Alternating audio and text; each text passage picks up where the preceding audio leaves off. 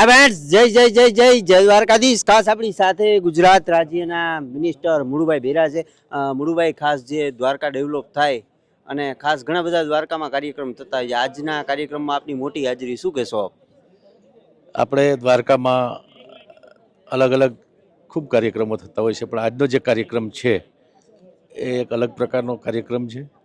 આપણા પૂરી દુનિયામાં જે દ્વારકાની પ્રાચીન નગરી છે એવી હેરિટેજ જે સિટી છે, એમાં આજે હેરિટેજ સિટી ના દિવસે આજનો આ જે કાર્યક્રમ છે એ જય કૃષ્ણ જલા જપા દીક્ષાનો આ કાર્યક્રમ આપણે નિહાળ્યો.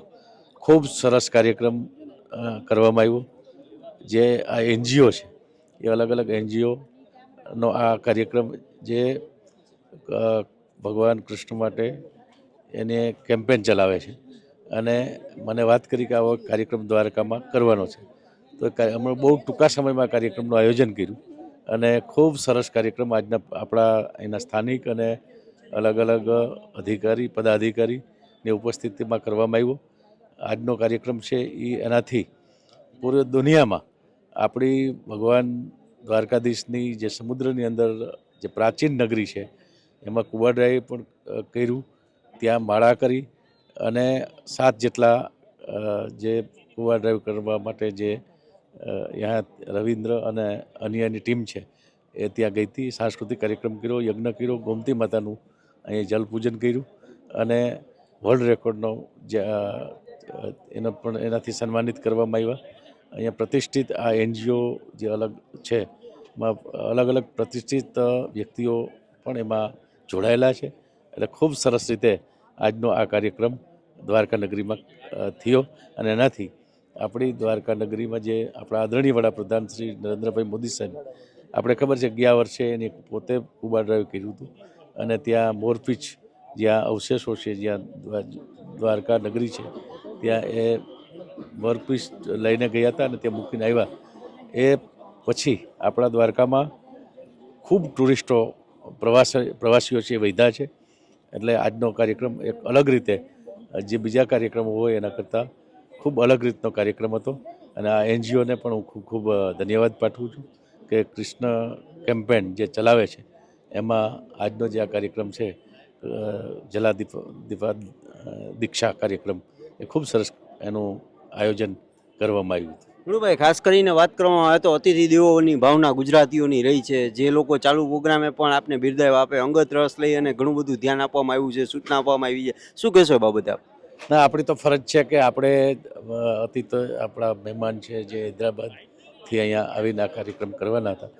મને મળ્યા ત્યારે મને લાગ્યું કે આ કાર્યક્રમ તો ખૂબ બીજા કરતાં એક અલગ કાર્યક્રમ છે. એટલે પાછો હું દ્વારકાથી જ છું, એટલે મારી પાસે પ્રવાસન વિભાગ છે, એટલે એ દ્રષ્ટિથી પણ મેં આપણા મુખ્યમંત્રીશ્રીને વાત કરી અને આ સંસ્થા પણ મારા પછી મુખ્યમંત્રીશ્રીને મળ્યા તો આદરણીય ભૂપેન્દ્રભાઈ પટેલ સાહેબે ખૂબ રસ લીધો અને એના કાર્યાલયમાંથી પણ કીધું, મેં પણ કીધું.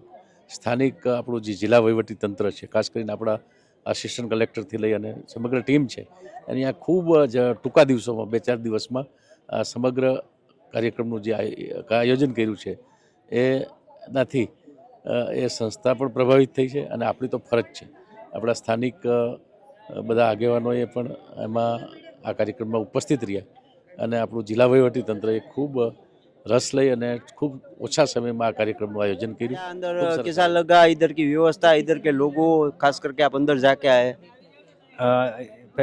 पहले जय श्री कृष्णा बोलता हूँ क्योंकि सब ये सब आज जो सक्सेस हुआ इवेंट ये सब कृष्ण भगवान के वजह से हुआ है, क्योंकि ये मैं एक आदमी को यहाँ नहीं पहचाता, तो मैं आके यहाँ पे शुरू करके सब को मिलके और सब मीडिया वाले ने सब मुझे हेल्प किया है, सपोर्ट दिया है।